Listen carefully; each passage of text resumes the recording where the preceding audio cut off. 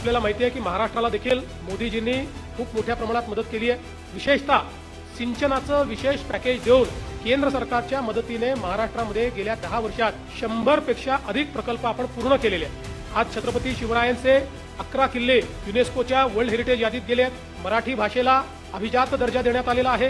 Bharat Ratna doctor Babasaheb Ambedkar यांचं स्मारक लंडनमध्ये असेल किंवा युनेस्कोत त्यांच्या पुतळ्याचं अनावरण असेल, हिंदू मिल इथलं स्मारक असेल, नवी मुंबईचं आंतरराष्ट्रीय विमानतळ असेल, मेट्रो 3 सहित वेगवेगळ्या शहरांमधल्या मेट्रो असतील, Atal Setu, coastal road, Mumbai Pune connecting link आणि सगळ्यात महत्त्वाचं पुढचे 30 वर्ष महाराष्ट्र देशात नंबर 1 राहील अशा पद्धतीचं वाढवण बंदर की जे जगातलं पहिल्या 10 बंदरातलं बंदर असणार आहे। 10 लाख लोकांना रोजगार देणार आहे आणि महाराष्ट्राची आणि भारताची अर्थव्यवस्था बदलवून टाकणार आहे। अमरावतीचा मेगा टेक्सटाईल पार्क असेल, छत्रपती संभाजीनगरची DMIC असेल, ऑरिक सिटी असेल, दिघी पोर्ट असेल, गडचिरोलीत स्टील सिटी असेल, एम्स IIM IICT असेल, अशा अनेक गोष्टी सांगता येतील की या महाराष्ट्राला मोदीजींच्या नेतृत्वामध्ये महाराष्ट्राच्या विकासामध्ये एक गुणात्मक बदल हा या 12 वर्षाच्या कारकिर्दीत झालेला आहे।